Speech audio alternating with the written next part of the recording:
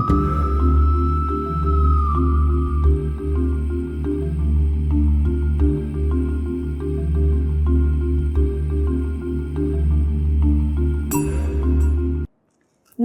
सुस्वागतम, वेलकम। मैं निधि शिमाली आपके अपने इस YouTube चैनल में आप सभी का स्वागत करती हूँ। आज मैं आपके सामने मीन राशि वालों का नवंबर माह का मासिक राशिफल लेकर उपस्थित हुई हूँ। और सबसे पहले जान लेते हैं इस माह में आने वाले कुछ विशेष त्योहारों के बारे में। तो सबसे पहले 2 नवंबर को आ रही है अक्षय नवमी, जिसे हम आंवला नवमी के रूप में जानते हैं। 8 नवंबर को कार्तिक पूर्णिमा, गुरु नानक जयंती और देव दीपावली मनाई जाएगी। 16 नवंबर को काल भैरव जयंती मनाई जाएगी। तो ये 3 मुख्य रूप से त्योहार हैं जो कि इस माह को बना रहे हैं विशेष। अब बढ़ते हैं आगे और जान लेते हैं इस माह के ग्रह गोचर की स्थिति के बारे में। सबसे पहले बात करते हैं ग्रहों के राजा सूर्य की, जो कि वर्तमान में नीच के होकर तुला राशि में विराजमान है और 16 नवंबर को राशि परिवर्तन करते हुए अपनी सम राशि वृश्चिक में प्रवेश करने वाले हैं। बुध ग्रह की बात करें तो वे वर्तमान में अपनी सम राशि तुला में विराजमान है और 13 नवंबर को राशि परिवर्तन कर वे अपनी शत्रु राशि वृश्चिक में प्रवेश कर जाएंगे। मंगल ग्रह की अगर बात करें तो वे भी बुध के साथ ही राशि परिवर्तन करने जा रहे हैं। वर्तमान में वे अपनी अति शत्रु राशि मिथुन में विराजमान है और 13 नवंबर को यानी बुध के राशि परिवर्तन वाले दिन ही वे पश्चिमगामी होकर वृषभ राशि में, जो कि उनकी शत्रु राशि है, उसमें प्रवेश करेंगे और फिर वहां जाकर विराजमान हो जाएंगे। गुरु ग्रह, जो कि आपके राशि स्वामी भी हैं, अगर उनकी बात करें तो वे इस पूरे माह आपकी ही राशि में स्वग्रही होकर विराजमान रहेंगे। शुक्र ग्रह की अगर बात करें तो वे वर्तमान में अपनी खुद की राशि तुला में स्वग्रही होकर विराजमान है और 11 नवंबर को वे अपनी शत्रु राशि वृश्चिक में प्रवेश करेंगे। शनि ग्रह की अगर बात करें तो वे इस पूरे माह स्वग्रही होकर मकर राशि में विराजमान रहेंगे। राहु मेष में और केतु तुला राशि में, जो कि इनकी सम राशियां हैं, उसमें इस पूरे माह विराजमान रहने वाले हैं। तो ये है इस माह की ग्रह गोचर की स्थिति। अब इन ग्रहों के परिवर्तन का, जो ग्रहों की स्थितियां हैं, इसमें जो फेरबदल हो रहा है, इसका क्या इफेक्ट इस माह मीन राशि वालों पर पड़ेगा, उसके बारे में जान लेते हैं। तो शुरू करते हैं मीन राशि वालों का नवंबर माह का मासिक राशिफल। सबसे पहले मैं आपको बता दूं कि ये जो मैं आपको राशिफल दे रही हूँ, ये चंद्र गणनाओं पर आधारित है और आपकी राशि और लग्न दोनों के हिसाब से समान रूप से प्रभावशाली भी है। तो सबसे पहले आपके राशि स्वामी की ही बात कर लेते हैं, जो कि है गुरु, और आपकी ही राशि में स्वग्रही होकर हंस नामक महापुरुष योग बना रहे हैं।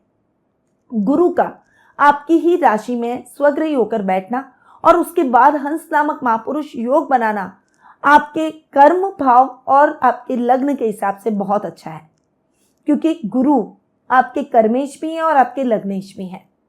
तो काम में उन्नति, तरक्की के रास्ते आप तय करते हुए दिखाई देंगे। जो युवक युवतियां नौकरी की तलाश कर रहे हैं और गवर्नमेंट जॉब की तैयारी कर रहे हैं, उनके लिए ये टाइम पीरियड बहुत ही शानदार रहेगा, क्योंकि आपको गुरु के बेस्ट रिजल्ट मिलेंगे। गवर्नमेंट जॉब लगने के योग बने हुए हैं। अगर परीक्षा होनी है तो वो परीक्षा अच्छी जाएगी और यदि कोई परिणाम आने हैं तो वो परिणाम भी आपके लिए सकारात्मक रहेंगे। वहीं गुरु चूंकि लग्न में स्वग्रही होकर बैठे हैं, वो आपकी पर्सनैलिटी को बहुत ही पावरफुल बनाएंगे। सौम्यता के साथ और एक समझदारी के साथ आप अपने रिश्तों को भी हैंडल करेंगे और प्रोफेशनल लाइफ में भी बैलेंस बैठाने का प्रयास करेंगे और उस वजह से आपके सामाजिक मान सम्मान में भी बढ़ोतरी होगी। कई लोग आपको अपना आइडियल मानेंगे। शत्रु भी इस समय आपके कार्यों की प्रशंसा करेंगे और मित्रता करने का प्रयास करेंगे। इस समय आपकी प्रसिद्धि बढ़ती चली जाएगी, चारों तरफ आपकी प्रसिद्धि फैलेगी। वर्क प्लेस पर भी अधिकारी आपसे प्रसन्नचित्त नजर आएंगे। कुछ बड़ी जिम्मेदारियां आपको सौंपी जा सकती है, जिसको आप बखूबी निभाते हुए भी दिखाई देंगे। उन्हें निराश नहीं करेंगे और इससे आपके तरक्की के मार्ग भी खुलते हुए दिखाई देंगे। इस समय आप जो भी काम हाथ में लेंगे उसे पूरा करके ही दम लेंगे।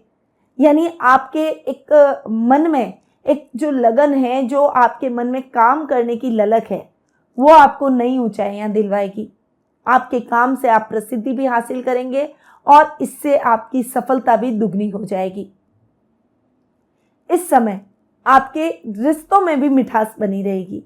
पिता से रिश्ते बहुत अच्छे रहेंगे, ददियाल से रिश्ते बहुत अच्छे रहेंगे।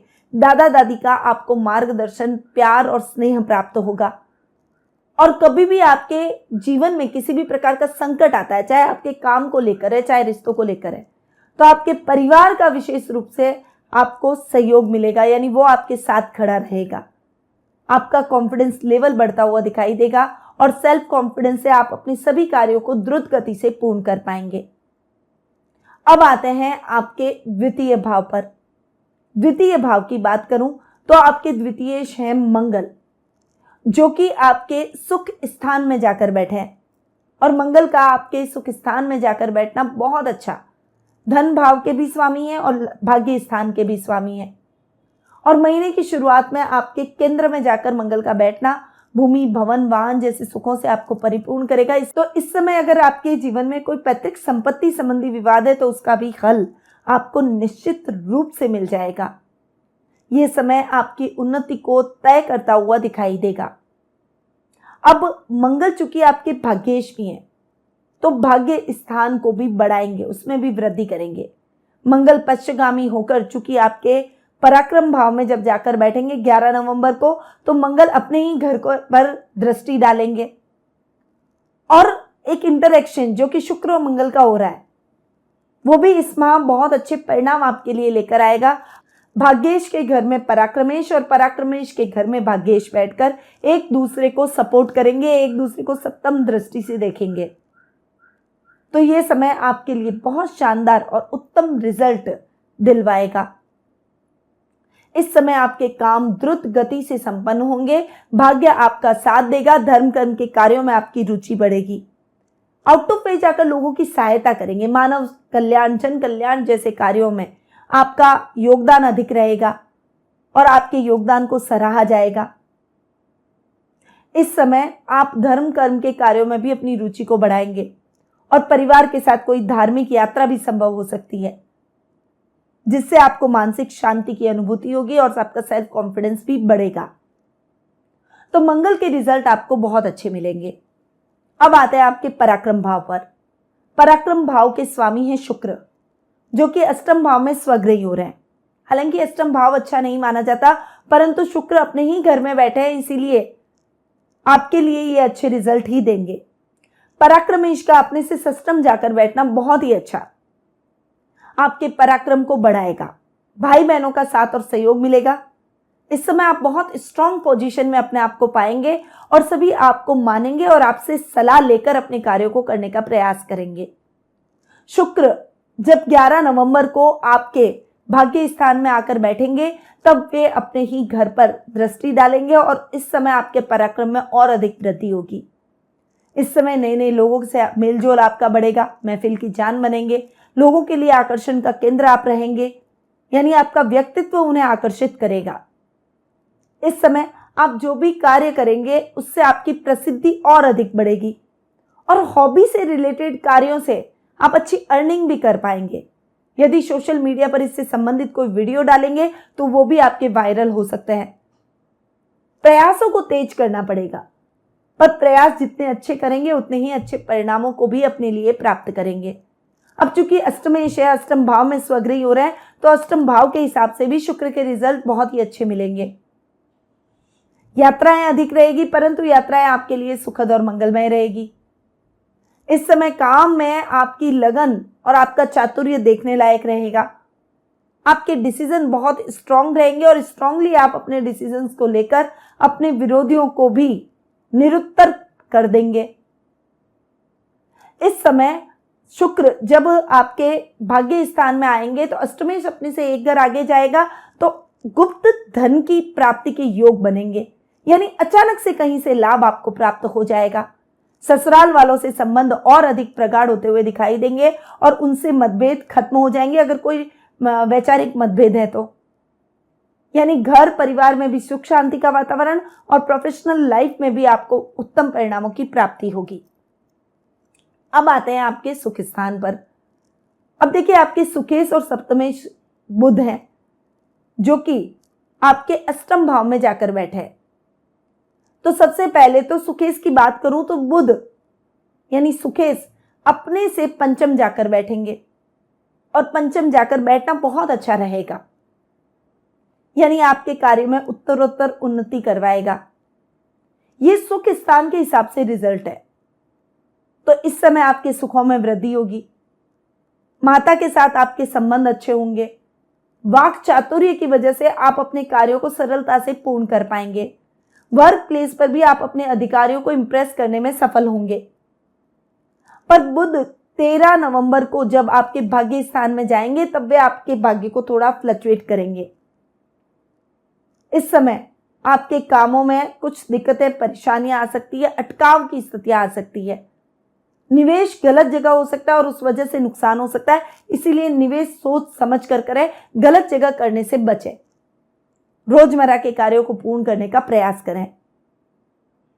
अब बुध चूंकि आपके सप्तम भाव के भी स्वामी हैं, अतः आपके लाइफ पार्टनर के साथ आपकी ट्यूनिंग बहुत अच्छी रहेगी, उनसे आपको बहुत अच्छा लाभ प्राप्त होगा। अगर उनके नाम से आप व्यापार करते हैं तो उसमें भी अच्छा फायदा होगा। दाम्पत्य जीवन सुखमय रहेगा, इच्छाओं की पूर्ति होगी और जीवन साथी से 13 नवंबर के बाद बहुत अच्छा लाभ भी प्राप्त होगा। अटकी हुई योजनाएं चल निकलेगी। नौकरी पेशा लोगों को अधिकारियों का साथ और सहयोग मिलेगा और उनके सहयोग से आप अपने सभी कार्यों को सही समय पर पूर्ण कर पाएंगे। इस समय पार्टनरशिप में काम आपको नहीं करना चाहिए, स्वतंत्र रूप से अपने कार्यों को करने का प्रयास करें। और अगर ऑलरेडी पार्टनरशिप में आपका व्यापार चल रहा है, काम चल रहा है, तो आपको थोड़ा सा केयरफुल होकर भी चलना पड़ेगा। धार्मिक यात्राएं संभव है। इस समय धर्म कर्म के कार्यों में आपकी रुचि बढ़ेगी और आध्यात्मिक भावों से भरे रहेंगे। अब आते हैं आपके पंचम भाव पर। ये माह आपके संतान संबंधी समस्याओं को उत्पन्न कर सकता है। संतान के प्रति कुछ चिंता हो सकती है, उसके बिहेवियर को लेकर आप थोड़े से चिंतित होते हुए दिखाई देंगे। अनर्गल गुस्सा और क्रोध आपके लिए ठीक नहीं है, इसीलिए शांति से अपने बच्चों को समझाने का प्रयास करें, उन्हें मार्गदर्शन प्रदान करें। वर्क प्लेस पर भी कुछ मेंटल प्रेशर आप पर रहेगा या फिर आप चीजों को अपने ऊपर हावी कर लेंगे।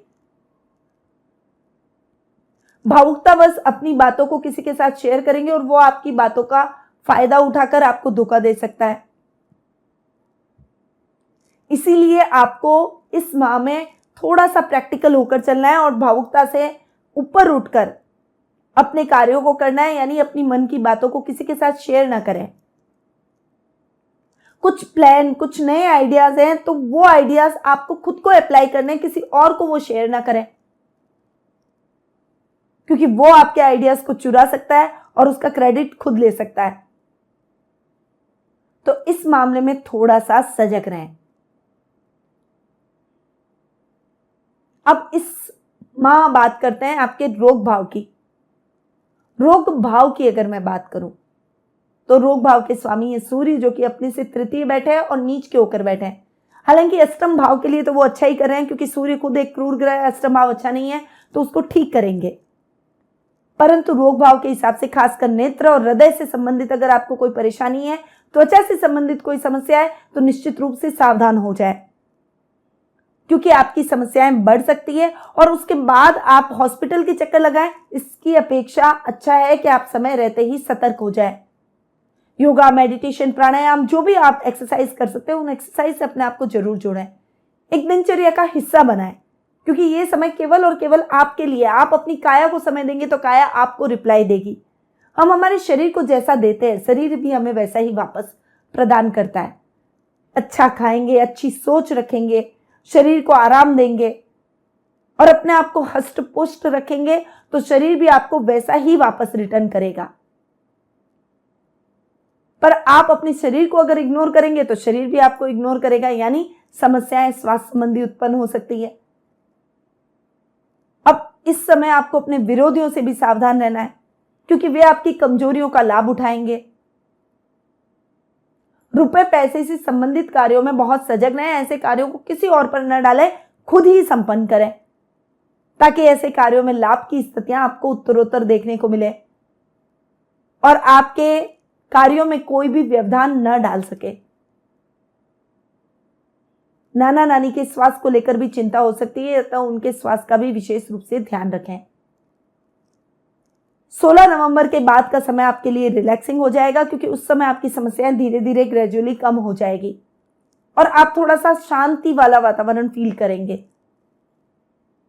इस समय आप कोई भी कार्य में एफर्ट्स डालेंगे तो वो एफर्ट्स साकार रूप लेंगे और आपके एफर्ट्स सक्सेसफुली सफलता के रास्ते तय करेंगे।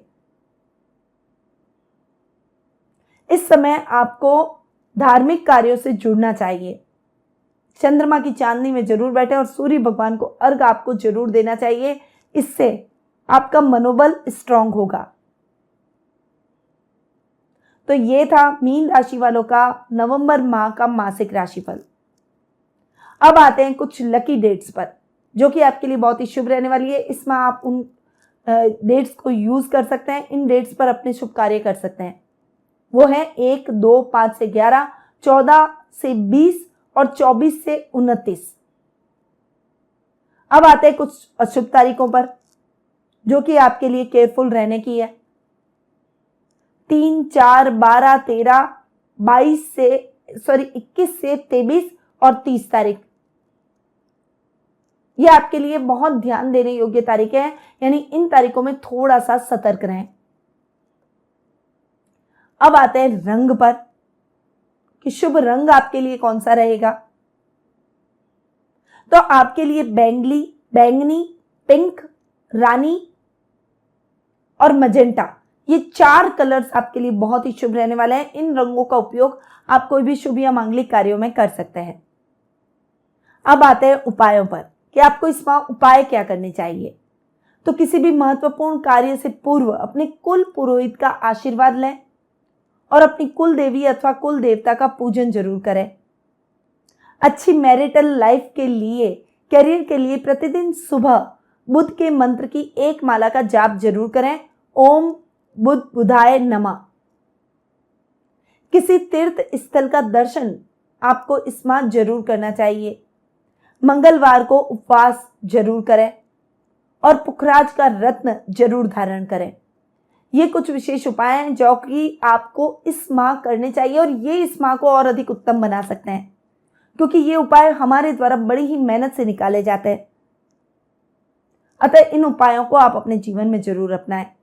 अब ऐसे ही कोई उपाय आप अपनी जन्म पत्रिका के माध्यम से प्राप्त करना चाहते हैं, अपनी समस्याओं के उत्तर प्राप्त करना चाहते हैं, अपने भविष्य को लेकर कुछ प्रश्न आपके मन में हैं जिनके समाधान आप ढूंढ रहे हैं, जिनके हल आप ढूंढ रहे हैं, तो आप टेलीफोनिक अपॉइंटमेंट और पर्सनल मीट के माध्यम से मुझसे कुंडली विश्लेषण का लाभ प्राप्त कर सकते हैं।